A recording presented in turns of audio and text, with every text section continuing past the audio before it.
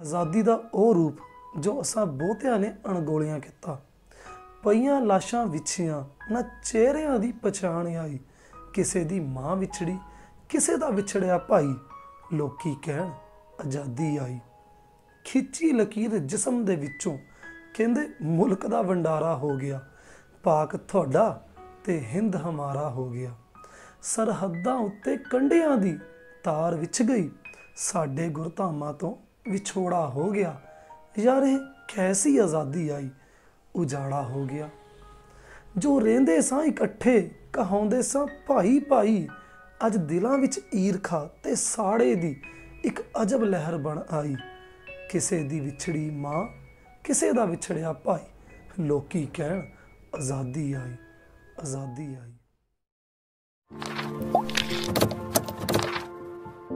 सत श्री अकाल जी, मेरा नाम है जसप्रीत सिंह ते तुसीं देख रहे हो सिंह सांस concept classes 2.0 class 11th business studies video number 3 continue कर रहे हैं। देखियो जरा फिलहाल हुण तक की किया आपां ने पहले चैप्टर दे विच एक पढ़िया सीगा कि पिछली कहानी क्या सी बिजनेस स्टडीज़ दी, इंडिया दे विच बिजनेस किदां चलदा सीगा।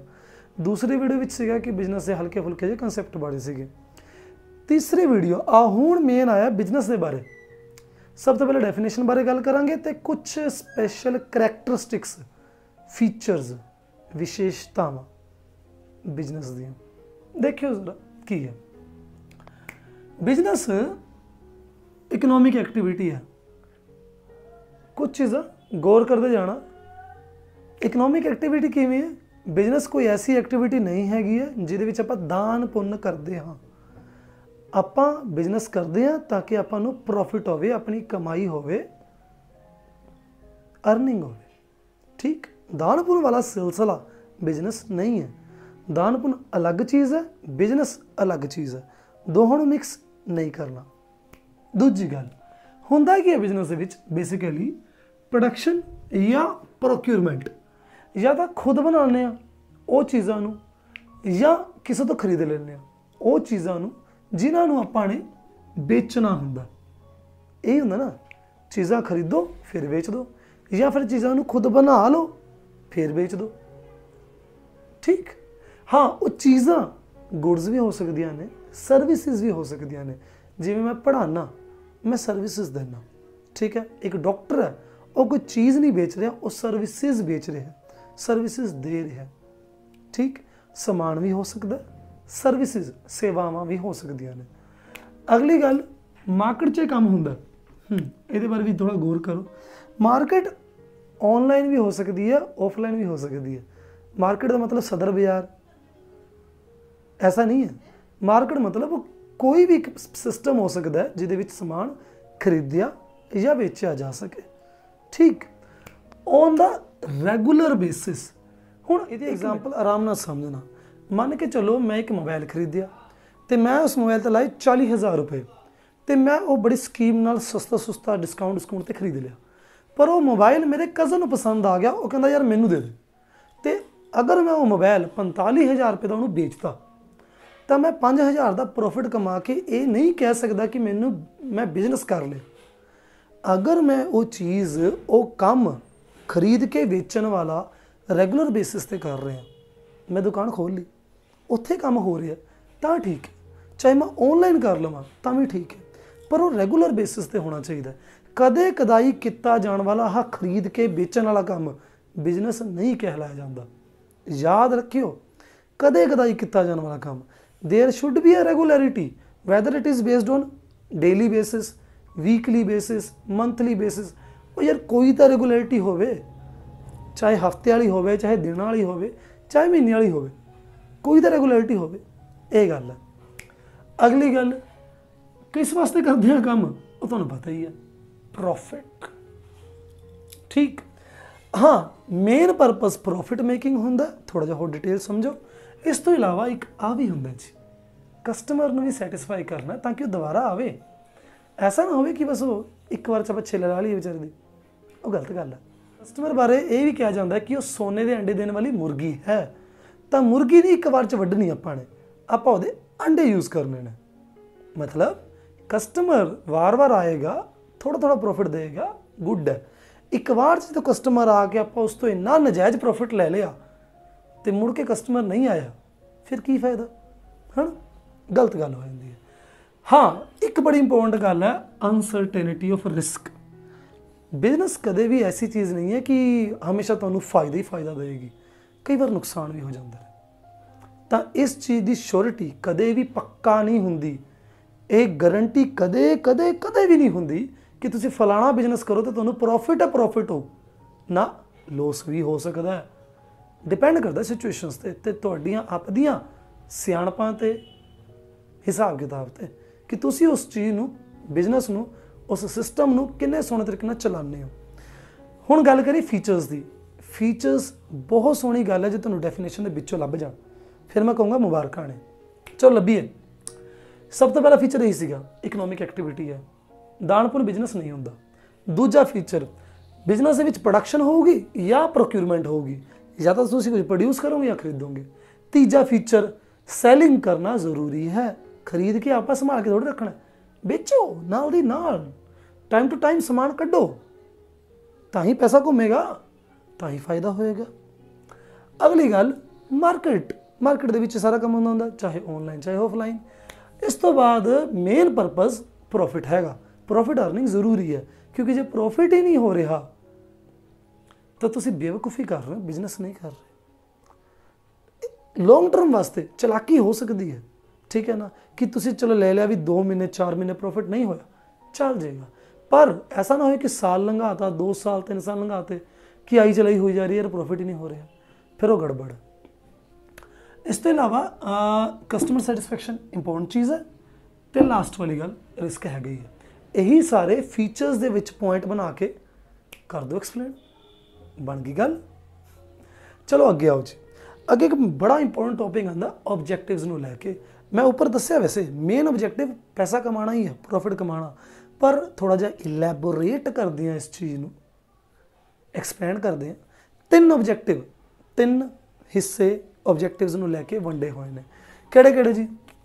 ਇਕਨੋਮਿਕ ਆਬਜੈਕਟਿਵ ਹੈ, ਸੋਸ਼ਲ ਹੈ, ਹਿਊਮਨ ਹੈ। ਸੱਚ ਮੈਂ ਇੱਕ ਚੀਜ਼ ਮੈਨੂੰ ਹੋਰ ਯਾਦ ਆਈ ਬੜੀ ਪਿਆਰੀ। ਮੈਨੂੰ ਕੋਈ ਕਹਿ ਰਿਹਾ ਸੀ ਕਮੈਂਟ ਵਿੱਚ, ਸਰ ਜੀ ਪੰਜਾਬੀ ਲਿਖ ਦਿਆ ਕਰੋ ਜਾਂ ਕੁਛ ਇੱਦਾਂ ਦੀ ਗੱਲਬਾਤ। ਕਮੈਂਟ 'ਚ ਉਹਨਾਂ ਨੇ ਐਸੀ ਕੋਈ ਗੱਲ ਕਹੀ ਸੀ।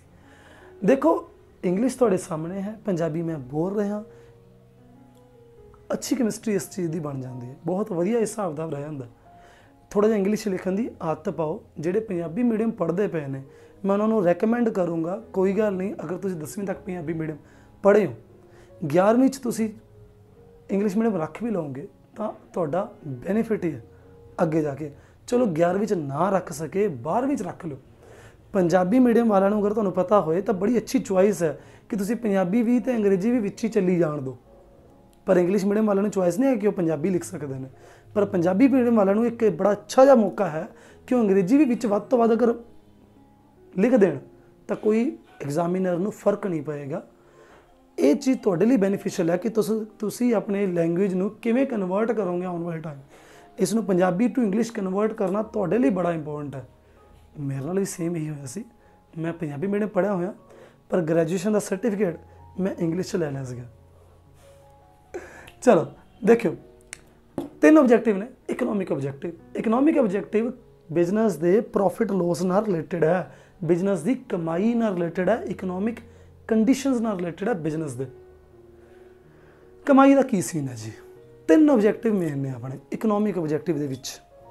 3 ਚੀਜ਼ਾਂ ਮੇਨ ਨੇ। ਸਭ ਤੋਂ ਪਹਿਲਾਂ ਸਰਵਾਈਵ। ਬਿਜ਼ਨਸ ਦੇਖੋ ਐਸਾ ਨਹੀਂ ਹੈ ਕਿ ਤੁਸੀਂ ਸ਼ੁਰੂ ਕੀਤਾ ਤੇ ਬਸ ਚਾਂਦੀ ਹੋ ਗਈ, ਨੋਟੋਂ ਨੋਟ, ਮਤਲਬ ਗੱਡੀਆਂ ਆ ਰਹੀਆਂ ਨੇ, ਬੋਰੇ ਦੇ ਬੋਰੇ ਭਰ ਰਹੇ ਨੇ ਨੋਟਾਂ ਦੇ, ਐਸਾ ਨਹੀਂ ਹੁੰਦਾ। ਸ਼ੁਰੂਆਤ ਵਿੱਚ ਤੁਹਾਨੂੰ ਮਾਰਕੀਟ 'ਚ ਟਿਕਣਾ ਸਿੱਖਣਾ ਪਏਗਾ।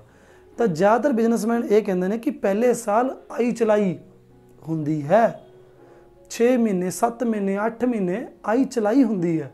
ਮਤਲਬ ਉਹ ਇੱਕ ਤਰੀਕੇ ਨਾਲ ਮਾਰਕੀਟ ਟਿਕ ਜਾਣ ਨਾ, ਪੈਰ ਪਸਾਰ ਲੈਣ ਆਪਣੇ ਮਾਰਕੀਟ ਦੇ ਵਿੱਚ, ਉਹੀ ਬਹੁਤ ਵੱਡੀ ਗੱਲ ਹੈ, ਬਹੁਤ ਵੱਡੀ ਗੱਲ। ਮਤਲਬ ਉਹਨਾਂ ਨੂੰ ਇੰਨਾ ਘਾਟਾ ਨਾ ਪੈ ਜਾਏ ਕਿ ਉਹਨਾਂ ਨੂੰ ਦੁਕਾਨ ਚੁੱਕ ਕੇ ਕਿਸੇ ਹੋਰ ਪਾਸੇ ਸ਼ਿਫਟ ਕਰਨਾ ਪਵੇ ਜਾਂ ਦੁਕਾਨ ਬੰਦ ਕਰਨੀ ਪਵੇ ਸਦਾ ਵਾਸਤੇ। ਉਹ ਗਲਤ ਗੱਲ ਹੋ ਜਾਂਦੀ ਹੈ। ਸਰਵਾਈਵਲ ਦਾ ਮਤਲਬ ਸਿਰਫ ਇੰਨਾ ਕਿਹਾ ਕਿ ਤੁਸੀਂ ਟਿਕੇ ਰਹੋ, ਤੁਹਾਡੀ ਇੰਨੀ ਕੁ ਕਮਾਈ ਹੋ ਜਾਵੇ ਵੀ ਤੁਹਾਡੀ ਰੋਟੀ ਦਾ ਗੁਜ਼ਰ ਬਜਰ ਹੋ ਜਾਵੇ, ठीक है ना, रोटी गुजर बसर वधिया हो रही है तो दुकानदारी चली जा रही है, काम खड़दा नहीं पिया, इन्नी गल। उस तो बाद साल के बाद तुहानूं ये नज़र आएगा जदों तुहाडी दुकान मशहूर हो जाएगी, जदों तुहाडे कस्टमर पक्के हो जाणगे, जदों उन्होंने होएगा कि तुसीं इन्ने प्यार नाल गल करदे हो, इन्ने वधिया तरीके नाल डील करदे हो, तो तुहाडे कोल प्रोडक्ट की इन्नी अवेलेबिलिटी है कि तुहाडे कोले भज्जिया आएगा कस्टमर, किसी होर कोल जाएगा ही नहीं। तो उस टाइम तुहानूं होएगा चंगा चंगा सोहना सोहना प्रॉफिट। ठीक, तीजे नंबर ते ये गल कई बार बहुत लेट होंदी है, कईयां दी जल्दी हो जाती है, तो कईयां कोल ये चीज़ हो ही नहीं पाती। ग्रोथ की है, जो तुहानूं सोहना प्रॉफिट आउण लग गया तो तुहानूं पता लग गया भी कस्टमर वध रहा भाई, कस्टमर वध तो वध चीज़ां भर रहा, तो तुहानूं लग रहा दुकान पै रही है छोटी, तो हुण करो वड्डी दुकान, एक नाल वाली दुकान खरीद ली, या कोई होर जगह ते ऐसी जगह शिफ्ट कर लिया जिथे दुकान तुहानूं बड़ी मिल गई, तुसीं प्रोडक्ट की वैरायटी वधा ली, प्रोडक्ट दी कैटेगरीज वधा लियां, तुसीं अपना बिजनस एक्सपैंड कर लिया, उसनूं कहांगे ग्रोथ। तो ये 3 चीज़ां ने, देखो भी कित्थों चल के ते कित्थे आपां पहुँच गए, ये 3 चीज़ां। नाले ये तिन्ने चीज़ां तुसीं देखियां भी होणगियां नेड़े तेड़े किसी होर दे दुकान च, किसी होर दे बिजनेस दे विच, है ना। उस तो बाद आने अगे सोशल ऑब्जेक्टिव की है। देखो इकोनॉमिक है सीगा जिहड़ा इकोनॉमिक ऑब्जेक्टिव, ये स्पैशली फर्म की अपनी इकोनॉमिक कंडीशनस नाल रिलेटेड है, उन्होंने अपने प्रॉफिट लॉस नाल। हुण सोसाइटी बारे गल करिए कि समाज के प्रति, सोसाइटी के प्रति क्या ऑब्जेक्टिव है बिजनेस का। सब तो पहला तो माड़ी चीज़ नहीं देनी बनती, कस्टमर नूं डिजायर्ड क्वालिटी दो, कस्टमर नूं क्वालिटी वो दो जो वो मंग रहे है, माड़ी चीज़ ना दो। दूजा, अनफेयर ट्रेड प्रैक्टिस नूं अवॉइड करो, घपलेबाजी ना करो, बेईमानी ना करो, चीज़ का रेट जानबूझ के वधा के जिहड़ा वर्थ भी नहीं हैगा वो ना लगाओ जी। कस्टमर नूं एक बार धोखा दे दोगे, चल 2 बार दे दोगे, दुकानां भरियां भी ने, बिजनेस का ढेर लग्या पिया, कद तक धोखा दे दोगे, उन्होंने पता लग जाना, तो फिर उन्हें साइड पर हो जाना। ठीक है ना। अगे तीसरी इंपोर्टेंट चीज़ इंप्लॉयमेंट जनरेशन, सोसाइटी के लिए बड़ी जरूरी हो जाती है। जिथे वड्डिया वड्डिया कंपनियां खुलदियां ने, फैक्ट्रियां खुलदियां ने, तो लोगों को इस गल का बड़ा सुख का साह आता है कि अगर साडे शहर कोई वड्डी कंपनी खुली है, वड्डा कोई बिजनेस खुलिया है, वड्डी कोई फैक्ट्री खुली है, तो साडे लोगों को उत्थे नौकरियां मिलणगियां। चंगी गल भी है, वधिया गल है यार, तां ही सोसाइटी वधदी है। बहुते शहर इसे करके अगे वधे ने ते कामयाब होए ने क्योंकि उन्हां शहरों के विच बिजनेसिस ग्रो कर गए ने, अच्छे तरीके नाल डेवलप होए ने। ते जिन्हां शहरों के विच बिजनेसिस नहीं हैगे वो शहर हाल माड़े ने। अगे सोशल सर्विस, सोसाइटी की सेवा भी करो भाई, जरूरी नहीं हर बारी तुसीं प्रॉफिट खाना, कदे कदे दान पुण्य कर लो। तुसीं देखिया होना बहुत सारिया कंपनीज़ ने जिन्हां दी NGOs दे विच थोड़ी बहुत हिस्सेदारी है, वो किते कोई फ्री डिस्ट्रीब्यूशन चल रही है उन्होंने लोगों की गरीबी वास्ते, कुछ फ्री बीज दे रहे हैं, खाण पीन की चीज़ां दे रहे हैं। क्लासमेट वाले मैं सुनिया सीगा कि वो बच्चों की पढ़ाई के उत्ते बड़ा खर्चा करते हैं, फ्री ऑफ कॉस्ट स्कूलों के वो चीज़ां पहुँचाते हैं। हरेक बिजनेस की एक रिस्पोंसिबिलिटी होंदी है। वैसे इस दे बारे एक +2 के टॉपिक आएगा प्रॉपरली, कॉरपोरेट सोशल रिस्पोंसिबिलिटी 5% की होंदी है कि बिजनेसिस जो कमाई करते पे ने उन्होंने कुछ हिस्सा समाज के भले वास्ते लगान, ये उन्होंने रिस्पोंसिबिलिटी है, ना कि कोई मजबूरी नहीं है, ना ही उन्होंने कोई फोर्स वाली गल, पर उन्होंने जिम्मेवारी बनती है यार। जो सोसाइटी तो इन्ना लै रहे हैं तो सोसाइटी नूं दे भी सकते हैं ना, डायरैक्टली दे सकते हैं, खास करके उस हिस्से नूं जिसनूं जरूरत है। सोशल सर्विस ठीक। लास्ट जो मर्जी करो भाई, पोल्यूशन तो घट ही करो, पोल्यूशन ना करो, क्योंकि पोल्यूशन नाल सोसाइटी जिहड़ी है किन्नी देर तक मतलब वो चीज़ चलेगी। जो तुसी एक फैक्ट्री खोल ली जिहड़ा बहुत एरिया पोल्यूट कर रही है उस थां दा, किन्नी देर तक फैक्ट्री चला लोगे? साल 2 साल 4 साल 5 साल, एक ना एक दिन आके सोसाइटी ने तुहाडे अपोज हो जाना, फैक्ट्रियां बंद करने पैणगियां, बर्बादी हो जानी बिजनेस की। तो ऐसा पंगा ना ही करो। वैसे तो अजकल बड़े सरकार भी इस लैके चिंतित है, तो कमेटियां प्रॉपर बनिया होंदियां ने, पोल्यूशन कंट्रोल बोर्ड हैगा, तो उत्थों पहला परमिशन लैनी पैंदी है बिजनेस खोलण वास्ते भी। उन्होंने सारा डेटा देना पैंदा कि तुहाडे किते काम नाल कोई ऐसा तो नहीं भी बहुत ही धुआं फैले या बहुत ही पोल्यूशन होवे किसी भी तरीके का, तो उत्थों सारा परमिशन लेके ही काम स्टार्ट होंदा। पर फिर भी ऐसा ना ही करो कि पोल्यूशन हो गए भाई, बचत रखो पोल्यूशन की। एनवायरनमेंट अपना ही है, बगाने का तो नहीं, आप भी साह लेने उस। अगली गल लास्ट आती है परसनल ऑब्जेक्टिव या ह्यूमन ऑब्जेक्टिव। ये परसनल नूं देख के कई बच्चे भुलेखा खांदे ने, इनू जोड़ते ने इस पॉइंट नाल, इंपलॉयमेंट जनरेशन नाल। इंपलॉयमेंट जनरेशन परसनल नहीं है, सोसाइटी इंपलॉयमेंट भालती है। चलो ठीक है, मैं अपने परसनल लैवल पर मैं भी भालदा कि मैंने वधिया नौकरी मिले, मैंने सरकारी नौकरी मिले, पर ये चीज़ समझो कि ये परसनल लैवल पर इंपलॉयमेंट जनरेशन वाला टॉपिक नहीं कंसिडर किया जाता। इंपलॉयमेंट जनरेशन पूरी सोसाइटी वास्ते है कि वध तो वध किन्नियां नौकरियां लगन। परसनल का मतलब है कि मैनू जी नौकरी मिलती पई है, मैनू तनख्वाह कितनी मिले, मैनू कंडीशनस अच्छियां मिलन, ठीक है, मैनू सारा उत्थे माहौल वधिया मिले, मेरे नाल बॉस प्यार नाल गल करे। परसनल बिजनेस का परसनल ऑब्जेक्टिव क्या हो सकता है? ये स्पैशली वो बंदे आएंगे जो बिजनेस के अंदर काम कर रहे हैं, तो सब तो पहले उन्होंने तुसीं की दोगे चंगियां वर्किंग कंडीशनस, ऐसे कंडीशनस उन्होंने हैल्थ ना खराब हो, वधिया साफ सुथरा एनवायरनमेंट हो, हालात उन्होंने उत्थे बैठिया दे काम करदियां दे माड़े ना हो, सुख शांति ना काम कर सकन उत्थे, ऐसे वर्किंग कंडीशन देनी है। दूजे नंबर पर सैलरी अच्छी, जो सब तो तकड़ी डिमांड है अजकल के टाइम की। पैसा हरेक नूं चाहिए, बिजनेस नूं भी प्रॉफिट चाहिए, पर वो इंपलॉयज़ नूं भी पैसा चाहिए, काम तां ही करनगे वो। कंपीटेटिव सैलरी का मतलब ये नहीं कि लखां करोड़ रुपए देने ना, कंपीटेटिव सैलरी इन्नी है कि जिस हिसाब नाल उत्थों दी सोसाइटी है कि बंदा अपना खर्चा पूरा कर सके, प्लस वो अपने फ्यूचर वास्ते सेव भी कर सके। ये दोनों गल्लां गौर करके ही तनख्वाह डिसाइड होनी चाहिए। अगली गल आती है परसनल ग्रोथ ते डेवलपमेंट नूं लैके आप अपने इंपलॉयज़ के बारे की सोच सकते हैं। इस चीज़ नूं परसनल ग्रोथ उन्हां दी किवें होवे जी? सिंपल तरीका है, ट्रेनिंग दिओ, स्किल्स डेवलप करो। जिहड़े इंपलॉयज़ स्किल डेवलप नहीं होंदे ना, कई ऑर्गेनाइजेशन में देखिया वो अपने इंपलॉयज़ नूं इक्को जॉब ते बिठाई रखणगे। इन्नी उम्र लोग इक्को काम ते ला दिंदे ने, कोई नवीं चीज़ नहीं सीखते। हुंदा क्या है, बर्बादियां हुंदियां ने, फिर सरप्राइजेस मिल सकते हैं इस चीज़ करके। जिवें कि ਜਿਹੜੇ काम ਨੂੰ मैं अज बड़ी खुशी नाल ते बड़े आराम नाल कर रहा, हो सकता अज तो 10 साल बाद 15 साल बाद वो काम मेरी जगह ते कोई मशीन कर रही हो सकता ना, बिल्कुल हो सकता। फिर मैं की करूँगा उस टाइम? तो टाइम टू टाइम डेवलपमेंट ते चेंजिस चाहिए ने, ग्रोथ डेवलपमेंट जरूरी है कि नवा तो नवा स्किल सीखा जाए। हो सकता अपने स्किल पुराने हो पे होण ते अपनी जरूरत आने वाले टाइम ऑर्गेनाइजेशन नूं ना होवे ते मिले एक सरप्राइज़ कि तुहानूं कढ़ दिता गया जी, कल नूं ना आईओ या 1 महीने बाद जॉब छड्ड दिओ, पर नोटिस। ये भी गल्लां हो जांदियां ने, ठीक। अगली गल पीयर रैकग्निशन रिस्पैक्ट। पीयर रैकग्निशन क्या है? इंपलॉयज़ नूं रैकग्निशन दिओ, रिस्पैक्ट दिओ, ठीक है, उन्हां दी उस हिसाब नाल जिस हिसाब नाल काम करते पे ने प्रमोशनस दित्तियां जांदियां ने, उन्हां दी पछाण दित्ती जांदी है भी आह।